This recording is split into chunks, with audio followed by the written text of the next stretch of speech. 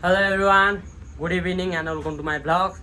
आज चाहिँ म कामबाट छुट्टी भइसकेर आइसकेछु रुममा होइन। अनि आज चाहिँ मैले काममा चाहिँ अलिक भ्लग बनाउनु भ्याएन, बनाउनु त नभ्याएको भन्नाले आज मैले भ्लग चाहिँ बनाएन। काममा चाहिँ रुममा स्टार्ट गरेछु, कपडा सपडा चेन्ज गरिसक्यो। अनि आज चाहिँ हल्का नुहाइदिनु पर्ने हुन्छ। अनि किनभने आज चाहिँ मेरो बिहेको छुट्टी थियो नि त, त्यही भएर चाहिँ खाना चाहिँ लिएर आएको छु मैले। यहाँ खाना दुईजनाको लागि यहाँ खाना, अनि यहाँनिर छ हाम्रो चिकन करी होइन। अनि त्यसपछि यहाँनिर छ हाम्रो एक्सट्रिम। यो खाना त अब कम्पनीबाट चाहिँ दिन्छ हामीलाई, बेलुका लिएर गए पनि ती खाए पनि हामीलाई त्यो चाहिँ खाना चाहिँ जहाँ गएर खाए पनि त्यो फरक परेन। अनि एक्सट्रिम चाहिँ किनेर लिएर आएको होइन। हामीलाई चाहिँ जम्मा 130 रुपियाँ पर्छ क्या एउटा एक्सट्रिमको, किनभने हामीलाई चाहिँ यो के भन्छ एमआरपीमै दिन्छ, त्यही कारणले गर्दा। अनि मैले यसको चाहिँ गमला चेन्ज गरिदिएको थियो हिजो होइन। यसको चाहिँ मैले गमला चेन्ज गरिदिएको थियो।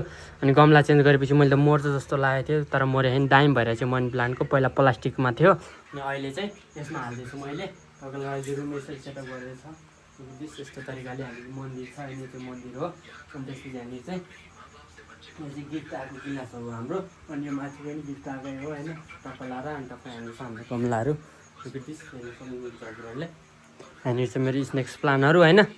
त्यही हो। अब चाहिँ म चाहिँ टक्कला नुहाएर आउँछु, अनि त्यसपछि भेट्छु है त हजुरहरूलाई। अब अलिक फ्रेस हुनु पऱ्यो नि त, भर्खरै कामबाट आइपुगेको छ। अहिले चाहिँ 10 जति भयो होला, 10 बजेर 10 मिनट जति गयो होला, त्यही हो है त। मैले चाहिँ फाइनली नुहाएर फ्रेस भएर टक्क लाएर आइसक्यो होइन। च्याट पारेर नुहाएर फ्रेस भएर अहिले 10:30 पनि बेसी भइसक्यो। अब चाहिँ अब टक्क खानासाना खानुपर्ने हुन्छ। खानासाना खाएर चाहिँ त्यसपछि अनि सुत्दिनु पर्ने हुन्छ होइन, किनभने आज खाना रेस्टुरेन्टबाटै ल्याएर अब चाहिँ भोक लागिसक्यो, लास्टै भोक लागिसक्यो। अब चाहिँ खाना खानुपर्ने हुन्छ, त्यही हो। अब खाना खाँदा भेटौँला है त। अब के हुने यस्तै छ जिन्दगीमा। ल त्यो चाहिँ मेरो थम्बनेलको लागि पोस्ट है त, ल थम्बनेलको लागि पोस्ट पनि भयो मेरो।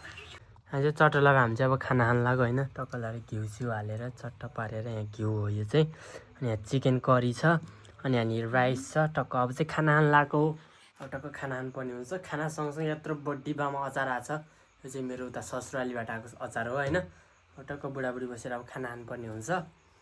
अब चाहिँ त्यही हो। आजलाई यस्तै त्यस्तै भयो, भ्लग राम्रोसँग बनाउनु पाएन। ओके, अहिलेसम्म हेरिरहनु भएको छ भने भ्लग छोटो भयो होला। Thank you for watching this video.